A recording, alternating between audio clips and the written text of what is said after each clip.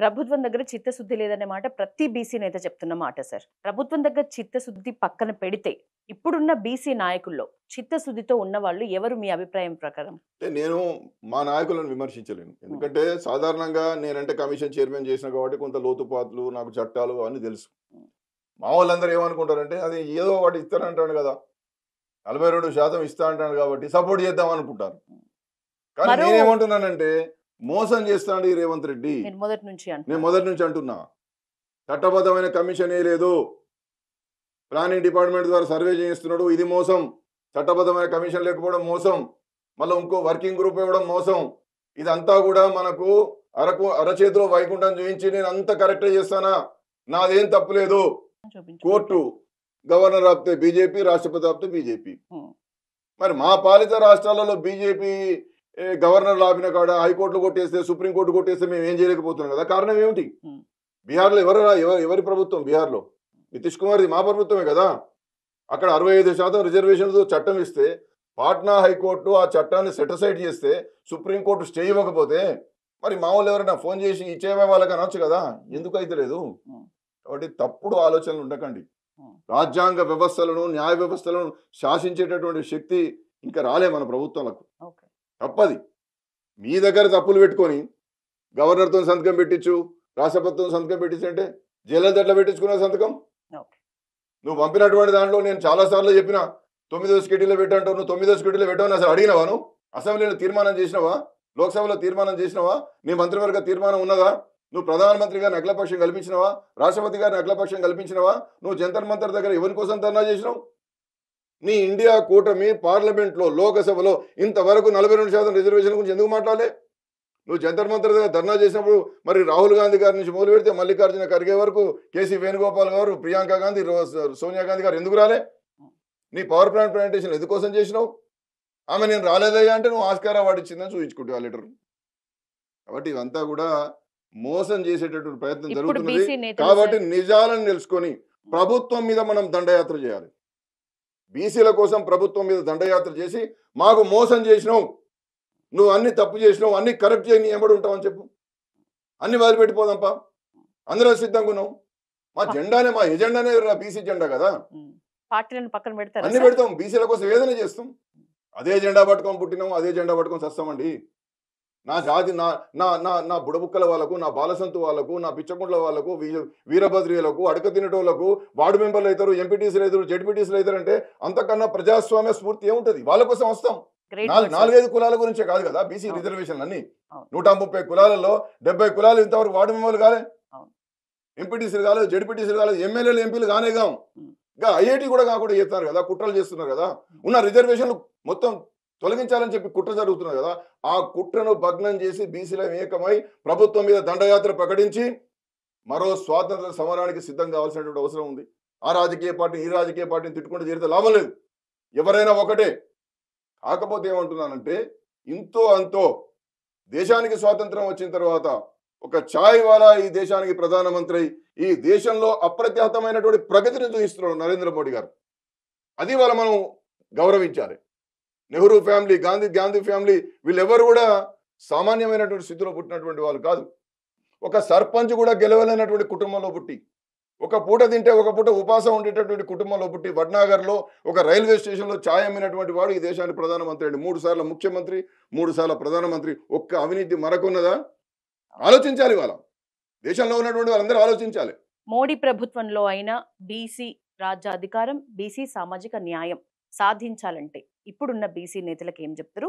మీ కార్యాచరణ ఎట్లా ఉండే అవకాశం ఉంది? తప్పనిసరిగా ఇప్పుడు రేపు రానున్నటువంటి రోజుల్లో 2026 మార్చి నుండి ఈ మంచు పడేటటువంటి ప్రాంతాల్లో కులగణన ఆరంభమైంది. జనాభా గణన, కులగణన ఆరంభమైతే 2027 నుంచి ఫుల్ ఫ్లెడ్జ్డ్గా తయారైతాయి.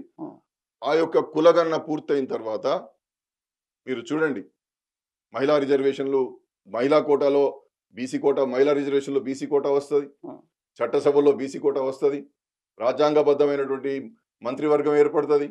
ఆ విధంగానే ఎవరి దమాషా ప్రకారం వారికి అవకాశాలు వచ్చే అవకాశం ఉంటుంది. అందుకని ఆ యొక్క కులగణన ఆరంభం అవుతున్నప్పుడు మన వివరాలను నమోదు చేసుకునే విధంగా ప్రజలను అప్రమత్తం చేయాల్సినటువంటి అవసరం ఉంటాయి. కేంద్ర ప్రభుత్వం అమలు చేస్తున్నటువంటి సంక్షేమ పథకాలను క్షేత్రస్థాయి వరకు అందుతున్నాయా లేదా, ఆ పథకాలు అందకపోవడానికి గల కారణాలేంటి, అందుకోవడానికి చేయాల్సినటువంటి ప్రత్యామ్నాయ మార్గాలు ఏంటనేటువంటి ఖచ్చితంగా కుల సంఘాలు ఆలోచించాలి. ఆ దిశగా మేము ఖచ్చితంగా ప్రయత్నాలు చేస్తాం. ఇప్పటికైనా నేను చెప్పేది ఏంటంటే 42% బూచీ చూయించి మన మధ్య వైషమ్యాలు రెచ్చగొట్టి విభజించు పాలించు అనేటువంటి బ్రిటిషర్స్ యొక్క ఆలోచన విధానాన్ని పూర్తిగా అవపోసన పట్టినటువంటి కాంగ్రెస్ పార్టీ మనల్ని విడదీసి మన ఉద్యమాల నీరుగార్చే ప్రయత్నం చేస్తున్నది. అందుకోసం ఇవాళ నిజాయితీగా ధర్మంగా మనం అందరం కూడా 42%కే స్టిక్ అనే ఆలోచన చేసినప్పుడు అది నిలబెట్టడానికి ప్రభుత్వం మీద సమరం మొదలు పెట్టాలి.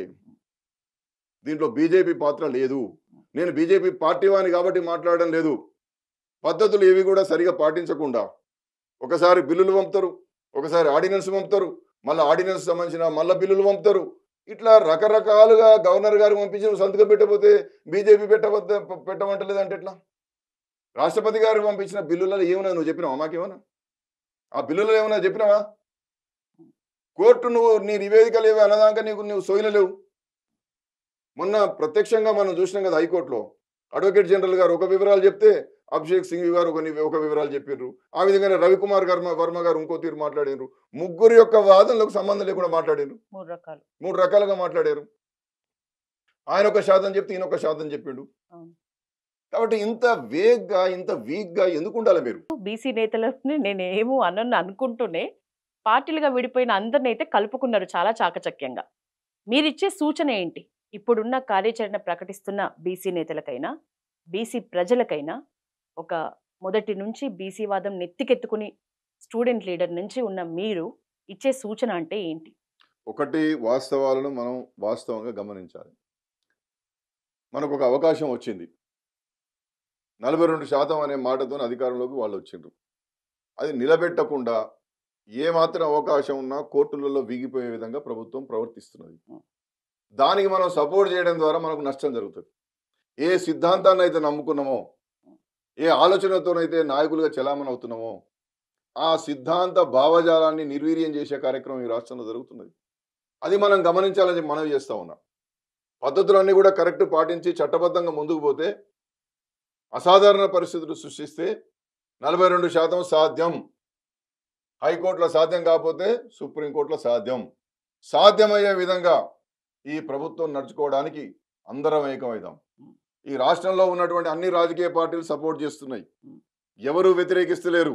ఎవరో ఒక వ్యక్తి కేసేసినంత మాత్రాన దాన్ని పెద్ద సీరియస్గా తీసుకోవాల్సిన అవసరం లేదు. తప్పులు మన దగ్గర ఉన్నాయి కాబట్టి కోర్టులు ప్రశ్నిస్తున్నాయి. ఆ తప్పులే సరిదిద్ది ఆ తప్పులు లేకుండా ముందుకు పోతే రిజర్వేషన్లు పెరుగుతాయి. రోల్ మోడల్ అని చెప్పుకున్నారు కదా రేవంత్ రెడ్డి గారు. రాహుల్ గాంధీ గారు రోల్ మోడల్ అన్నారు కదా. రాహుల్ గాంధీ గారు నువ్వు రోల్ మోడల్ కావయ్యా అని మేము అంటున్నాం. ఒక్కనాడు లోకసభ రాజ్యసభలో మాట్లాడినటువంటి రాహుల్ గాంధీ గారు రోల్ మోడల్ ఎట్లయితాడు? జంతర్ మంతర్ దగ్గర నేనున్నా అని చెప్పి వాగ్దానం చేయనటువంటి రాహుల్ గాంధీ గారు రోల్ మోడల్ ఎట్లయితాడు? కాబట్టి ఇది కేవలం మనల్ని మోసం చేసే ప్రయత్నం జరుగుతున్నది. కాంగ్రెస్ పార్టీ ఎప్పుడు బీసీలకు సానుకూలమైన పార్టీ కాదు. చరిత్ర అంతా నేను మీకు చెప్పిన 51 నుండి నిన్నటి వరకు ఎప్పుడు కూడా కాదు. ఇవాళ ఆయన కులగణన కావాలని చెప్పి మొత్తం కాలుకి బల్పం కట్టుకొని తిరిగింది కదా శ్రీ రాహుల్ గాంధీ గారు. అదే ఇవాళ నరేంద్ర మోడీ గారి ప్రభుత్వం మేము జనాభా గణనలో కులగణన చేస్తామంటే దాని కులం అనే పేరే కనపడతలేదని చెప్పి రంధ్రాలు వేసిన చేసి ఏదో చేయబోయి అబాస్ పాలైపోయారు. చాలా స్పష్టంగా గెజెట్ నోటిఫికేషన్ ఇవ్వడానికన్నా ముందు ఒకరోజు ముందు రిజిస్ట్రార్ జనరల్ సెన్సస్ కమిషనర్ గారి దగ్గర డే లాంగ్ అమిత్ షా గారు హోమ్ మినిస్టర్ గారు కూర్చొని అధ్యయనం చేసిన తర్వాత రేపు జనాభా గణన గెజెట్ నోటిఫికేషన్ ఇస్తున్నాము, దాంట్లో కులగణన కూడా చేయబోతున్నాము, స్వాతంత్రం వచ్చిన తర్వాత తొలిసారి మేము కులగణన చేయబోతున్నాం అని చెప్పి స్పష్టంగా హోమ్ మినిస్టర్ గారు చెప్పి గెజెట్ నోటిఫికేషన్ ఇస్తే దానిలో కులం లేదని చెప్పి మాట్లాడుతున్నారు. అంటే వీరికి చిత్తశుద్ధి లేదు. ఈ కులగణన వీళ్ళు చెయ్యరు, అది కాదు, దాన్ని పట్టుకొని ఓట్లు అడుక్కుందాము మళ్ళీ గెలుద్దాం అనేటువంటి తపన తప్ప ఇంకోట్లేదు ఈ కాంగ్రెస్ పార్టీలో. తాతకు లేదు, నానమ్మకు లేదు, తండ్రికి లేదు, ఈయనకు లేదు, వీళ్ళని ఎవరు నమ్మాలండి? కాబట్టి వాళ్ళ కులగణన జరగబోతున్నటువంటి నేపథ్యంలో తప్పులమయంగా చేసినటువంటి ఈ కుల సర్వేల ద్వారా మనకు అయ్యేది ఏం లేదు. ఒకవేళ నిజంగా ఈ ప్రభుత్వానికి చిత్తశుద్ధి ఉంటే అన్నీ కరెక్ట్ చేయమనండి, లేదా మనం పోరాటం చేద్దాం. మీకు భారతీయ జనతా పార్టీ సపోర్ట్ చేయలేదా? మిగతా ఇతర రాజకీయ పార్టీలు సపోర్ట్ చేయలేదా? ఎవడైతే సపోర్ట్ చేయలేదో వాడిని గల్లబట్టి బయటికి ఎక్కుదాం. బీసీలంతా 56-60% ఉన్నటువంటి బీసీలు ఏకమైతే సాధించలేనిది ఏమున్నది? కాబట్టి మనం కొంతమందిని అటు ఇటు అయిపోయి రేవంత్ రెడ్డి ట్రాప్లో పడి మన అవకాశాలను మనం కోల్పోవద్దు. చరిత్ర ఎవడైతే నిబద్ధతగా ఉన్నాడో, ఎవడైతే ప్రజల కోసం ఉన్నారో వాళ్ళే చరిత్రలో మిగిలినరు. ఒక మహాత్మా జ్యోతిబా పూలే, ఒక నారాయణగూడు, ఒక పెరియార్ రామస్వామి నాయకర్, ఒక కొండా లక్ష్మణ్ బాపూజీ, ఒక గౌతు లచ్చన్న, ఒక శివశంకర్ గారు చరిత్రలో ఎందుకు మిగిలినరు? వాళ్ళ వారసులు ఎవరు? వాళ్ళ వారసులు మనమే కదా. కొండా లక్ష్మణ్ బాపూజీ గారికి ఎందుకు నివాళులర్పిస్తున్నాం? చాకలి ఐలమ్మకి ఎందుకు నివాళులర్పిస్తున్నాం? కొమరం భీముకి ఎందుకు నివాళులర్పిస్తున్నాం? కాబట్టి చరిత్ర ఎప్పుడు కూడా ప్రజల పక్షాన ఉన్నటువంటి వాడి కోసమే చరిత్ర ఉంటుంది. కాబట్టి ఆ చరిత్రలో నిలబడేటటువంటి ఒక మరో స్వాతంత్ర సమరం లాంటి బీసీ ఉద్యమాన్ని నిర్మిద్దాం. అన్ని రాజకీయ పార్టీలను కూడా దీనిలో కలుపుకొని పోదాం. అంతేగాని అధికార పార్టీకి మనం అది చేసే తప్పులను కూడా మనం పసిగట్టకుండా ప్రభుత్వం కరెక్టే, కోర్టులు తప్పనేటువంటి తప్పుదో పట్టించే ప్రయత్నం చేయరాదు. కాబట్టి మీరు ఆలోచించుకోమని చెప్పి నేను సవినయంగా మా నాయకులందరూ కూడా చేతులు జోడించి వినమ్రంగా కోరుకుంటున్నాను. Thank you so much sir. మీరు అన్నట్లు బీసీ సిద్ధాంతం, బీసీ భావజాలం ప్రజల్లోకి వెళ్ళేలాగా బీసీ వాదులు, బీసీ నేతలు ముఖ్యంగా మీ రోల్ అయితే సక్సెస్ఫుల్గా ప్లే చేయాలని మా పల్లవి టీవీ తరపున మనస్ఫూర్తిగా కోరుకుంటూ ఈరోజు మీరు చాలా టైం మాకు ఇచ్చినారు. Thank you so much sir. Thank you Yashoda గారు.